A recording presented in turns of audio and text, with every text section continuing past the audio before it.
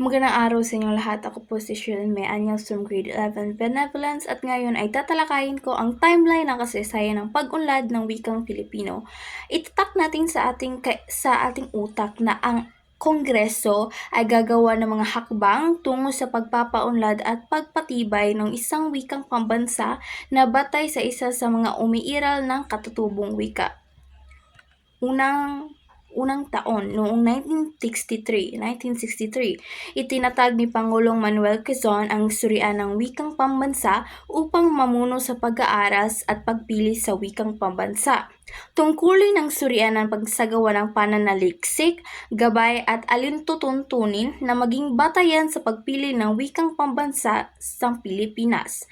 Sa aking pananaliksik ay si Jaime de Vera ang naging tagapangulo ng COMEIT nang nagsagawa ng pag-aaral at napili nito ang Tagalog bilang batayan ng wikang pambansa.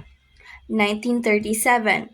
Ipinalabas ni Pangulong Manuel Quezon ang kautosang tagapagpaganap bilang 134 na nag-aatas na Tagalog ang batayan ng wikang gagamitin sa pagbubuo ng wikang pambansa at dahil sa pagsusumikap ni Pangulong Quezon na magkaroon tayo ng wikang pagkakakilanlan, kaya hiniran natin siyang ama ng wikang pambansa.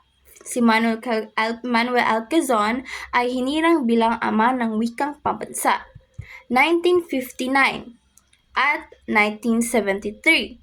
Nagpalabas si Kagawaran ng Edukasyon Kalihim Jose Romero ng kautosang bilang 7 na nagsasaad na Pilipino ang opisyal na tawag ng wikang pambansa.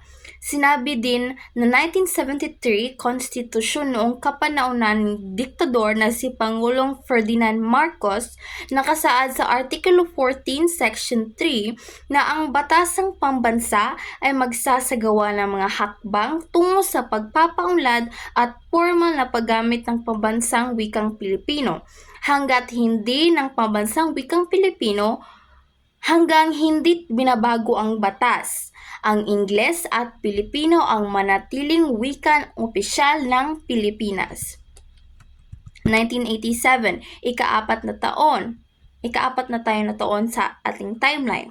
Noong panahon ng Revolusyonaryong Gobyerno sa ilalim ni Pangulong Corazon C. Aquino ang kauna-unahang presidente ng Pilipinas, kauna-unahang babaeng presidente ng Pilipinas kung saan nakasaad sa Artikulo 14 Section 6 na ang wikang pambansa ng Pilipinas ay Filipino. So, official lang Filipino.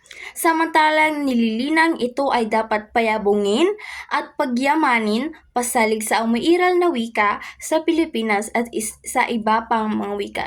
At yon lamang po ang timeline ko ng kasaysayan sa pag-unlad ng wikang Filipino.